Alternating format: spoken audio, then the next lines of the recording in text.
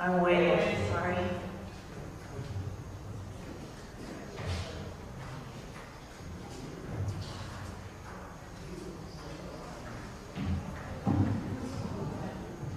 Hi everybody, my name is Anna Baker, and I came from California to be here tonight, and I'm really honored. Pardon? Tonight? No, yesterday. See, now you know I'm a liar. Okay. The first one is called Hymn 1516.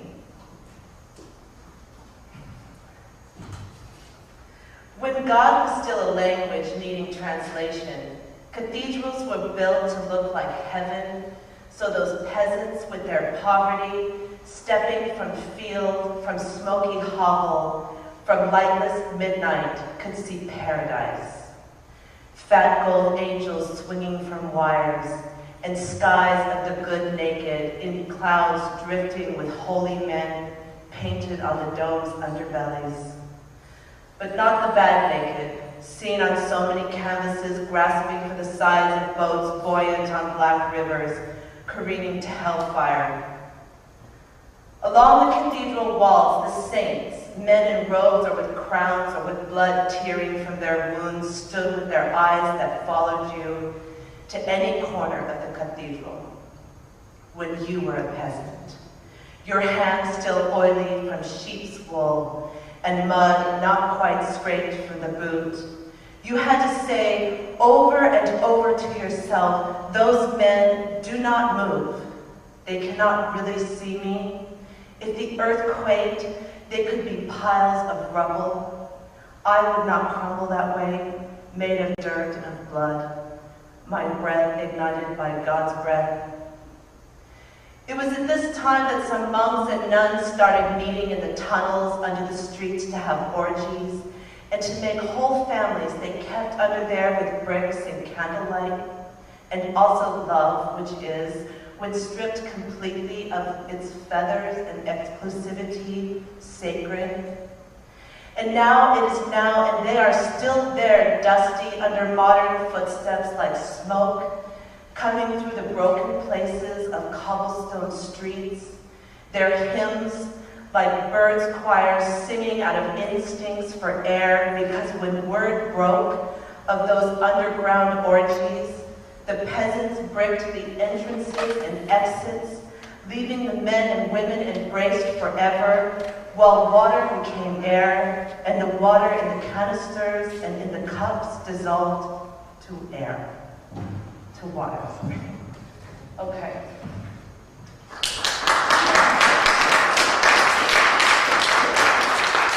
And now I have a poem about our good friend Lewis, who is the reason why we are here. Okay. It's called Driving Lewis, Taylor, Mississippi.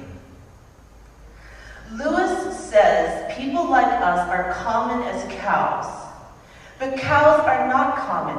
Even cattle took that long journey from water to air, leaving their relatives, the whales, to water. And though through time we made those great beasts, as if unraveling ribbons unwild and unwild by breeding, so many things our hands can still never touch, like those long, strange years of becoming men and women. All of this haunts me, that once the grapes were raw and the goat's milk unboiled, that once at dawn a man lost his arm and by evening buried it near a river, that once a bull took down a wolf on ground where no man ever walked, and once I saw a field with a line of doors standing without houses.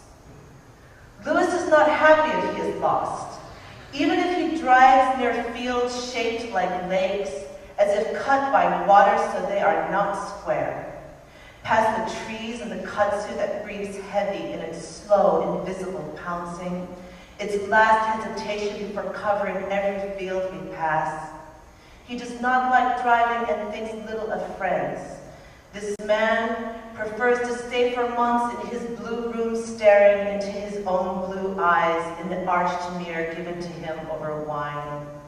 But we are really lost now, everything green and wet like the air.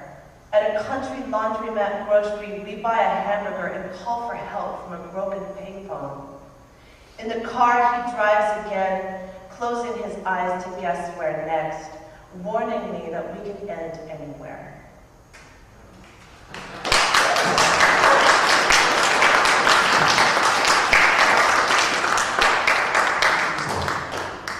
Okay, I have three more. The next one is called Faulkner's Hangover.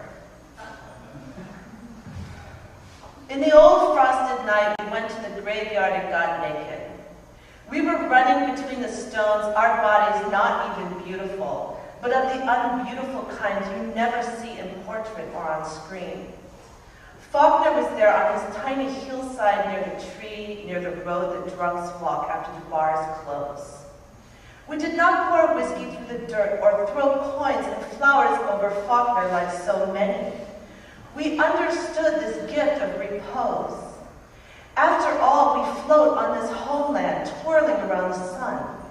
So by death, we are dizzy and in need of deep sleep. We stayed near the tall Confederate dead encircled by iron fence. It was a night of estimation, all of us in the dark, guessing who was there and who was not there, awake, not awake. I guessed I embraced a trickster, at first a man with black hair who turned out to be a man who spent his childhood masturbating at the edge of the wood into a swamp he called Cora. He looked down at me, guessed he saw a woman full of love. Two more.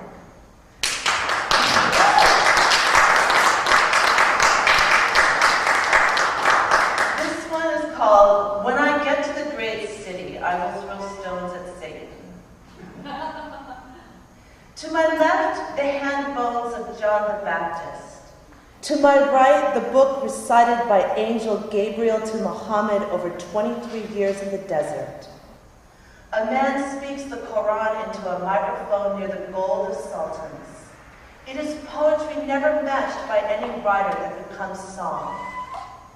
In another room, the verses of concubines cover the walls of the harem, still a sexy place, the empty pools, the lazy steps into those pools, so much jealousy and attachment still hanging between the walls. I was warned not to listen to the Quran read out loud.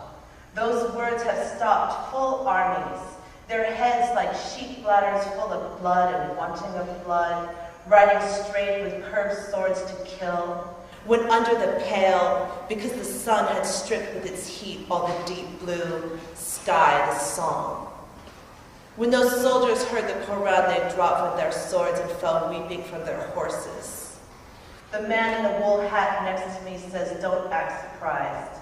Don't act like you don't know Allah. Allah is what every infant knows. Now listen, the heart change.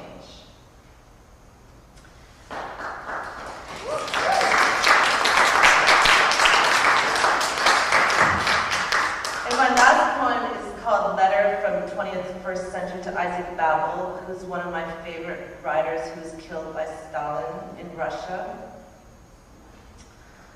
Isaac Babel, I have not forgotten the midnight arrest, your ride through Moscow in car, the gun in the courtyard, because you had the strange pleasure of placing a simple word here, then another word there, all the other words you dreamed of placing they robbed from you.